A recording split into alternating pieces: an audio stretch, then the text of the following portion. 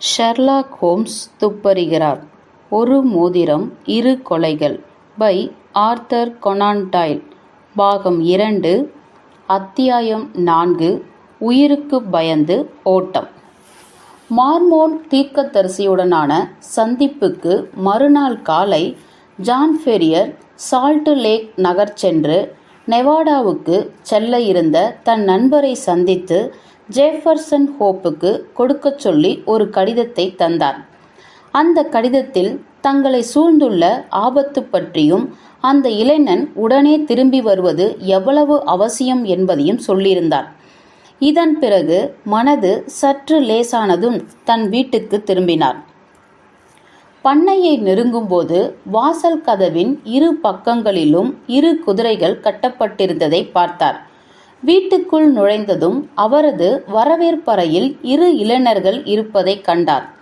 நீண்ட வெளுத்த முகத்தை கொண்ட ஒருவன் ஆடும் நாற்காலியில் அமர்ந்து கால்களை கணப்பின் மீது வைத்தபடி இருந்தான்.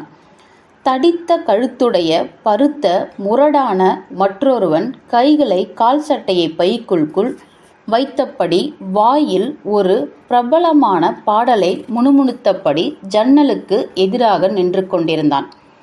ஃபெரியர் உள்ளே நுழைந்ததும் இருவரும் அவரை பார்த்து தலையாட்டினர். ஆடும் நாற்காலியில் இருந்தவன் பேச்சை ஆரம்பித்தான்.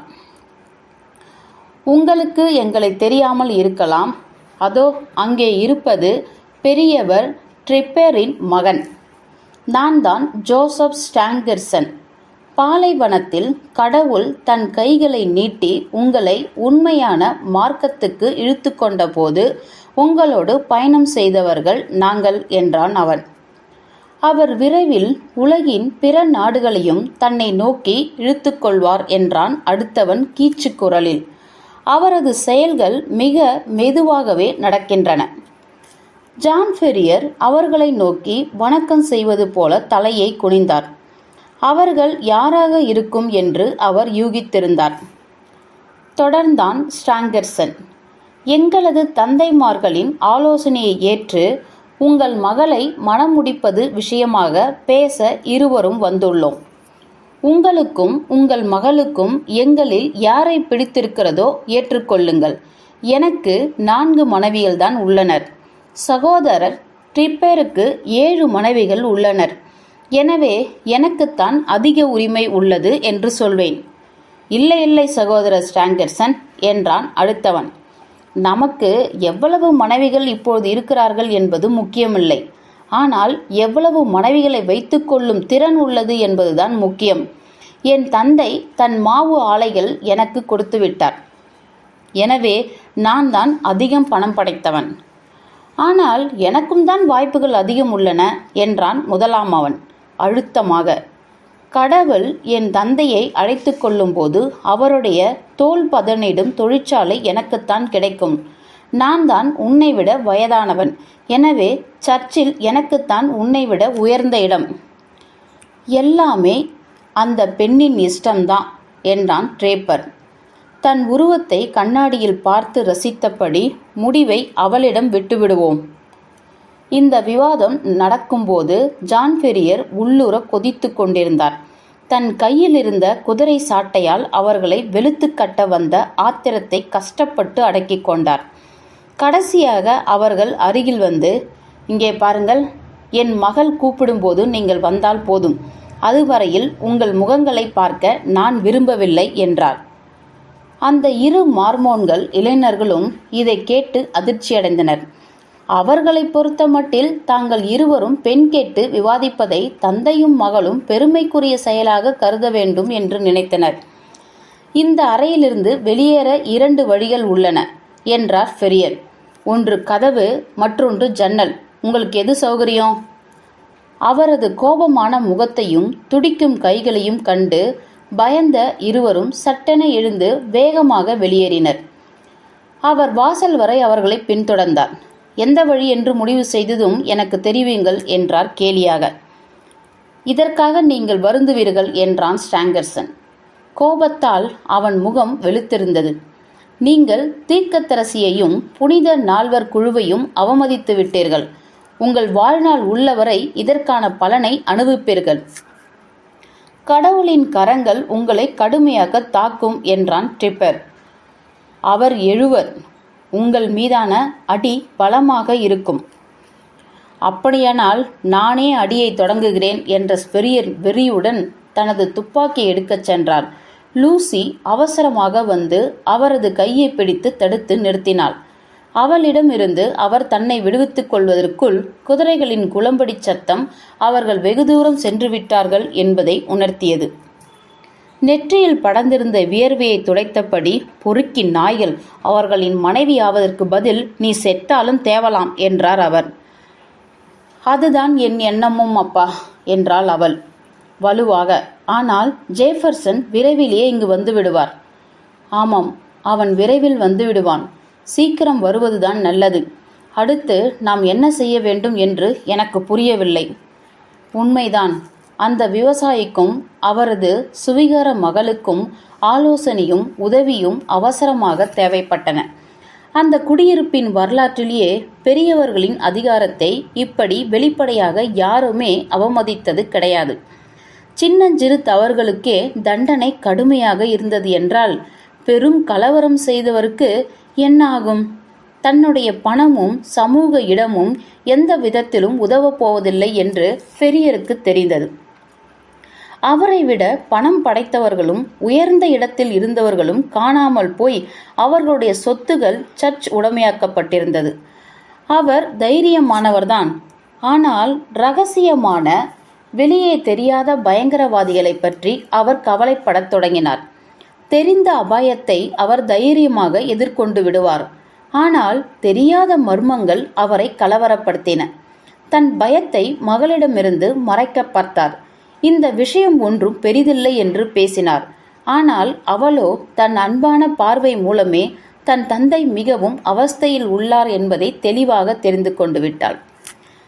தனது நடத்தை காரணமாக யங்கிடமிருந்து ஏதாவது தகவல் அல்லது எதிர்ப்பு வரும் என்று அவர் எதிர்பார்த்தார். அதை அவர் எதிர்பார்த்திருந்தாலும் அது இப்படி எதிர்பாராத வகையில் இருக்கும் என்று அவர் நினைத்திருக்கவில்லை. அடுத்த நாள் காலை அவர் எழுந்ததும் தன் படுக்கைக்கு மேலே ஒரு காகிதம் செருகப்பட்டிருந்ததை பார்த்தார். அதில் பெரிய எழுத்தில் இப்படி எழுதப்பட்டிருந்தது: உன் தவறுகளை திருத்திக் கொள்ள மேலும் 29 நாட்கள் உள்ளன. அதன் பிறகு 3 புள்ளிகள். அந்த வாக்கியத்தின் கடைசியில் உள்ள புள்ளிகள் எந்த வெளிப்படையான மிரட்டலையும் விட அதிகம் பயம் தருவதாக இருந்தது. அந்த எச்சரிக்கை எப்படி அந்த அறைக்குள் வந்தது என்பது ஜான் ஃபெரியருக்கு குழப்பத்தை தந்தது.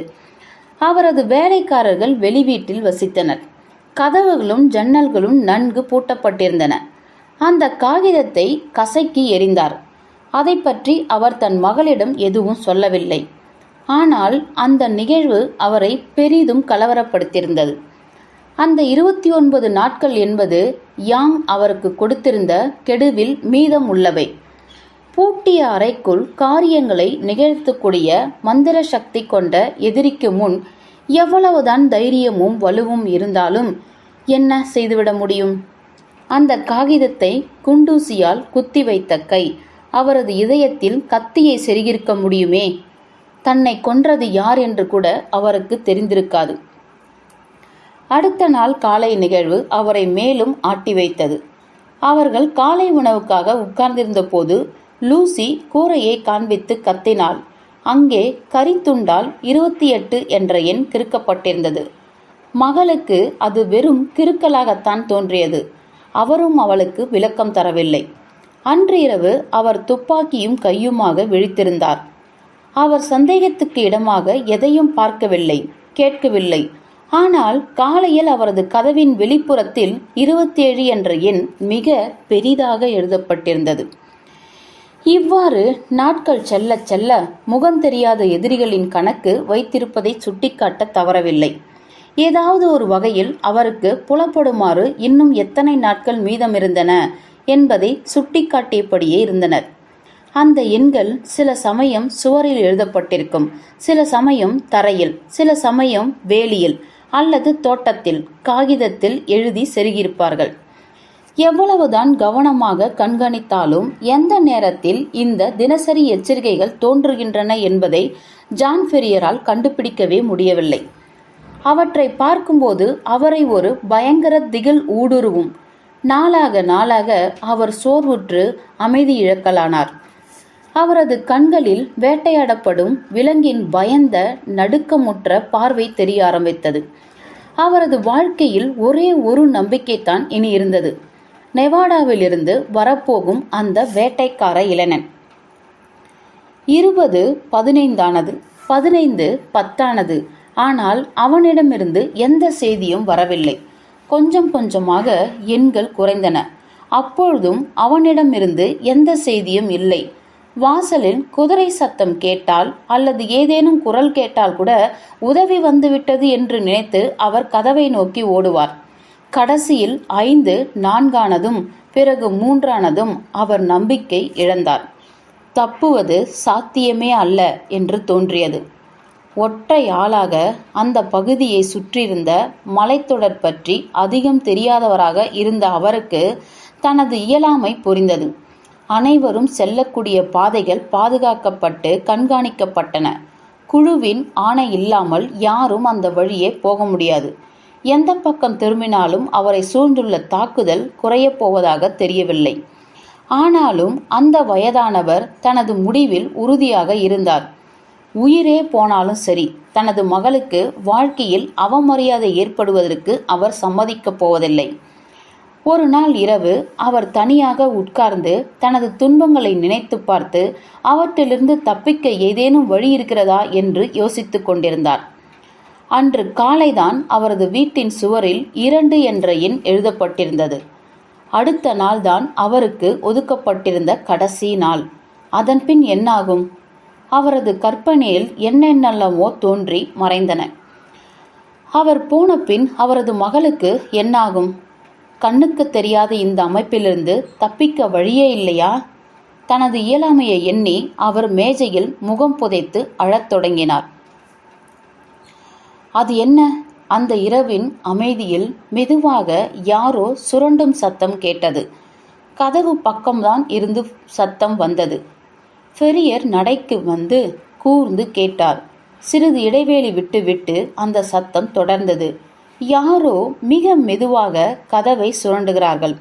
அந்த நள்ளிரவில் இரகசிய அமைப்பின் ஆணையை ஏற்று அவர்களை முடிக்க வந்த கொலைக்காரனா? அல்லது கடைசி நாள் என்று எழுதுவதற்காக வந்த ஆசாமியா? இதயத்தை சில்லிட வைக்கும், உடலை நடுங்க வைக்கும் மர்ம பயத்தை விட உடனடி சாவே மேலானது என்று முடிவு செய்தார் ஜான் ஃபெரியர். சட்டென எழுந்து தாழ்பாலை விலக்கி கதவை திறந்தார். வெளியே அமைதியாக இருந்தது. இரவு வானில் நட்சத்திரங்கள் பிரகாசமாக மினுமினுத்தன. எதிரே தோட்டமும் வேலியும் தெரிந்தன. ஆனால் தெருவிலோ அங்கோ யாரும் காணப்படவில்லை. நிம்மதி பெருமூச்சு விட்டபடி ஃபெரியர் வலதும் இடதும் பார்த்த பின் கீழே நோக்கி குனிந்தார். அங்கே கையும் காலையும் விரித்தபடி தரையோடு தரையாக படுத்திருந்த ஒரு மனிதனை கண்டு அதிர்ச்சியடைந்தார். அந்த காட்சியை கண்டு நடுங்கி போன அவர் சுவரோடு சாய்ந்து குரல் எழுப்ப முனைந்த தன் வாயை இறுக்கி பொத்தி அடைத்தார். யாரோ காயம்பட்ட இறக்கும் தருவாயில் இருக்கும் ஒருவன் என்றே அவருக்கு முதலில் தோன்றியது. ஆனால் அந்த உருவம் பாம்பு போல வேக வேகமாகவும் சத்தம் போடாமலும் நெளிந்து வீட்டுக்குள் நுழைந்தது. அதன் பிறகு சட்டென எழுந்து கதவை மூடி தன் உருவத்தை ஆச்சரியமடைந்த விவசாயிக்கு காட்டியது. தீவிரமான முகத்தில் உறுதியான கண்களுடன் ஜெஃபர்சன் ஹோப். கடவுளே, என்னை நடுங்க வைத்து விட்டாய். ஏன் இப்படி வந்தாய் என்று கேட்டார் ஜான் ஃபெரியர். சாப்பாடு கொடுங்கள். கடந்த 48 மணி நேரமா சாப்பிடக்கூட நேரமின்றி வந்திருக்கிறேன் என்றான் அவன் அடித்தொண்டையில். சாப்பாட்டு மேஜையில் அன்றிரவு சாப்பிட்டு மிச்சமிருந்த சில்லிட்டு போன இறைச்சியையும் பிரெட்டையும் பாய்ந்து கடித்து சாப்பிடத் தொடங்கினான். சாப்பிட்டு முடித்ததும் லூசி இதை எப்படி தாங்கிக் கொண்டிருக்கிறாள் என்று கேட்டான். அவளுக்கு இந்த ஆபத்து பற்றி தெரியாது என்றார் அவர். நல்லது, வீட்டை 4 பக்கத்திலிருந்தும் கண்காணித்துக் கொண்டிருக்கிறார்கள். அதனால்தான் நான் ஊர்ந்து வந்தேன். அவர்கள் திறமையானவர்கள்தான், ஆனால் என்னை பிடிக்கும் அளவுக்கு அல்ல. தனக்கு உதவ ஒருவன் வந்துவிட்டான் என்ற உடனேயே ஜான் ஃபெரியர் புதிய மனிதனாக உணர்ந்தார். அவனது கையை பிடித்து இறுக்கி அழுத்தினார். உன்னை நினைத்து பெருமையாக இருக்கிறது. மிக சிலரே எங்களது அபாயங்களையும் தொல்லைகளையும் பகிர்ந்து கொள்ள வருவார்கள் என்றார். சரியாகச் சொன்னீர்கள். உங்கள் மீது எனக்கு மரியாதை உள்ளது. ஆனால் நீங்கள் மட்டும்தான் இந்த அபாயத்தில் மாட்டியுள்ளீர்கள் என்றால் இதில் தலையிடுவதற்கு முன் நிறையவே யோசித்திருப்பேன். ஆனால் என்னை இங்கே வரவழைத்தது லூசியின் நினைவுதான். அவள் மீது யாரும் கை வைப்பதற்கு முன் ஊடாவில் இருக்கும் ஹோப் குடும்ப நபர்களது எண்ணிக்கையில் ஒன்று குறைந்திருக்கும் என்றான். நாம் என்னதான் செய்வது? நாளைதான் உங்களது கடைசி நாள். நீங்கள் இன்று இரவே ஏதேனும் செய்யாவிட்டால் தொலைந்தீர்கள். எனது 2 குதிரைகளும் ஒரு கழுதையும் ஈகிள் பாறை பிளவில் காத்து கொண்டிருக்கின்றன. உங்களிடம் எவ்வளவு பணம் உள்ளது? $2000 தங்கமாகவும் $5 பணமாகவும். அது போதும். என்னிடம் அதே அளவு உள்ளது. மலைகள் வழியாக கார்சன் நகருக்கு போக வேண்டும். லூசியை எழுப்புங்கள். நல்ல வேலை, வேலைக்காரர்கள் யாரும் வீட்டில் தூங்குவதில்லை. ஃபெரியர் தன் மகளை பயணத்துக்காக தயார்படுத்தச் சென்றதும் ஜெஃபர்சன் ஹோப் கிடைத்த உணவையெல்லாம் கட்டி ஒரு பொட்டலமாக்கினான். ஒரு பாத்திரத்தில் தண்ணியும் பிடித்து கொண்டான். மலையில் தண்ணீருக்கு திண்டாட்டம் என்று அவனுக்கு நன்றாக தெரியும். அவன் இதை செய்து முடிப்பதற்கு முன் ஃபெரியர் தன் மகளை அழைத்து கொண்டு கிளம்ப தயாராக வந்துவிட்டார். காதலர்கள் அதிக நேரம் எடுத்துக்கொள்ளவில்லை. நேரம் விலைமதிப்பற்றது என்று அவர்களுக்கும் தெரியும். நிறைய செய்ய வேண்டியிருந்தது. உடனே கிளம்ப வேண்டும் என்றான் ஜெஃபர்சன் ஹோப் அடிக்குரலில். அவனது குரல் அவன் அபாயத்தினை நன்கு உணர்ந்திருந்ததையும் ஆனால் அதை எதிர்கொள்ள தேவையான உறுதி அவனிடம் இருந்ததையும் காட்டியது. முன்வாசலையும் பின்வாசலையும் கண்காணிக்கிறார்கள். எனவே கவனமாக பக்கவாட்டு ஜன்னல் வழியே குதித்து வயல்கள் வழியாக வெளியேறிவிடலாம். சாலைக்கு வந்ததும் குதிரைகள் இருக்கும் பாறை பிளவுக்கு 2 மைல் தூரம்தான். காலை விடியும்போது மலையில் பாதி தூரம் சென்றிருப்போம். நம்மை வழியில் நிறுத்தினால் என்று கேட்டார் ஃபெரியர். ஹோப் தனது துப்பாக்கியை எடுத்து காட்டினான். நம்மை விட அதிகமானவர்கள் இருந்தால் நாம் சாகும்போது அவர்களில் 2-3 பேரையாவது அழைத்து கொண்டு செல்வோம் என்று சிரித்தான். வீட்டில் இருந்த அனைத்து விளக்குகளையும் அணைத்தனர். 2 ஜன்னல் வழியாக ஃபெரியர் தனது வயல்களை பார்த்தார். அவற்றை விட்டுவிட்டு போகப் போகிறார். அந்த தியாகத்துக்காக அவர் தன்னை தயார்படுத்தியிருந்தார். தனது மகளின் கௌரவத்துக்காகவும் மகிழ்ச்சிக்காகவும் செல்வத்தை இழக்க தயாராக இருந்தார். வயல்கள் அமைதியாகவும் மகிழ்ச்சியாகவும் இருப்பதாக தோன்றியது. சரசரக்கும் மரங்கள், பறந்து விரிந்திருந்த தானிய வயல்கள். அவற்றை பார்க்கும்போது அவற்றில் ஒளிந்திருந்த அபாயத்தை யாருமே கவனித்திருக்க முடியாது. ஆனாலும் அந்த இளம் வேடனின் வெளுத்த முகமும் அதில் தெரிந்த உணர்ச்சியும் அவன் வீட்டை நோக்கி வரும்போது அந்த அபாயத்துக்கான சாட்சியங்களை நிறையவே பார்த்திருந்தான் என்று உணர்த்தியது. ஃபெரியர் தங்கத்தையும் பணத்தையும் வைத்திருந்தார். ஜெஃபர்சன் ஹோப் உணவையும் நீரையும் லூசியிடம் அவளது சில மதிப்புமிக்க பொருட்கள். ஜன்னலை மெதுவாக கவனமாகவும் திறந்து கருத்த மேகம் ஒன்று வரும் வரை காத்திருந்து ஒருவர் பின் ஒருவராக தோட்டத்துக்குள் நுழைந்தனர். மூச்சை பிடித்து கொண்டு ஊர்ந்து ஊர்ந்து வேலிக்கு பின்னால் ஒளிந்து கொண்டனர். அதை ஓட்டி நடந்து அங்கிருந்து இடைவேளி வழியே சோள வயலுக்குள் நுழைந்தனர். அந்த கட்டத்தில் இளைஞன் அவர்கள் இருவரையும் பிடித்து இழுத்து தரையோடு படுக்க வைத்தான். அங்கே அவர்கள் நடுங்கியபடி அமைதியாக இருந்தனர். சமவெளிகளில் பெற்ற பயிற்சி ஜெஃபர்சன் ஹோப்புக்கு காட்டுப்பூனையின் காதுகளை கொடுத்திருந்தது. அவர்கள் தரையோடு தரையாக படுத்த உடனேயே மலை ஆந்தையின் குரல் போல ஒன்று கேட்டது. அதற்கு சற்று நேரத்தில் அதே போன்ற பதில் குரல் இன்னும் சற்று தள்ளி வந்தது. அதே நேரம் அவர்கள் செல்ல இருந்த பாதையில் ஒரு நிழல் உருவம் தோன்றியது. அது ஒரு குரலை கொடுக்க இருட்டிலிருந்து மற்றொரு உருவம் வெளியே வந்தது. நாளை நள்ளிரவு என்றது அதிகார தோரணையில் இருந்த முதல் உருவம். 3 முறை சமிக்கை குரல் வரும்போது சரி என்றது 2ஆம் உருவம். சகோதரர் டிரெப்பரிடம் சொல்லிவிடட்டுமா? சொல்லிவிடு. அவரிடம் இருந்து பிறருக்கு தகவல் போகட்டும். 9க்கு 7, 7க்கு 5 என்றது மற்ற உருவம். இருவரும் கலைந்து வெவ்வேறு திசைகளில் சென்றனர். கடைசியாக அவர்கள் சொன்ன எண்கள் ஏதோ இரகசிய சமிக்ஞைகள் போல இருந்தன. அவர்களது காலடி ஓசை மறைந்ததும் ஜேஃபர்சன் ஹோப் எழுந்திருந்தான். மற்ற இருவரையும் தூக்கிவிட்டான். இடைவேளி வழியாக அவர்கள் வயலுக்குள் நுழைந்து படு வேகமாக கிளம்பினர். அந்த பெண்ணுக்கு சக்தி குறையும் போதெல்லாம் அவன் அவளுக்கு தோள் கொடுத்தான். அவ்வப்பொழுது வேகம் வேகம் என்று அவர்களை துரிதப்படுத்தினான். கண்காணிப்புகளை தாண்டிவிட்டோம். அனைத்துமே நாம் வேகமாக செல்வதில்தான் உள்ளது. இன்னும் வேகம். நெடுஞ்சாலை வந்ததும் அவர்களது முன்னேற்றம் அதிகரித்தது. ஒரே ஒரு முறைதான் அவர்கள் வழியில் மனிதர்களை பார்க்க வேண்டியிருந்தது. அப்பொழுது அவசரமாக வயல்களுக்குள் சென்று மறைந்து கொண்டனர். நகருக்குள் நுழைவதற்கு முன்னதாக ஒற்றையடி பாதை ஒன்றில் திரும்பி மலையை நோக்கி செல்ல ஆரம்பித்தனர். தொலைவில் 2 மலைமுகடுகள் இருட்டின் வழியாக நிழலாக தெரிந்தன. அவற்றுக்குள் இடையே ஈகிள் பாறை பிளவு இருந்தது. அங்குதான் குதிரைகள் காத்திருந்தன.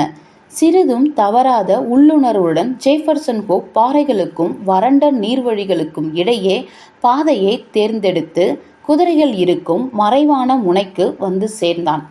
பெண்ணை கோவேறு கழுதை மீது உட்கார்த்திய பின் ஃபெரியர் ஒரு குதிரை மீதும் ஜேஃபர்சன் ஹோப் ஒரு குதிரை மீதும் ஏறிக்கொண்டனர். ஹோப் ஆபத்தான பாதையில் அவர்களை கவனமாக வழிநடத்தினான்.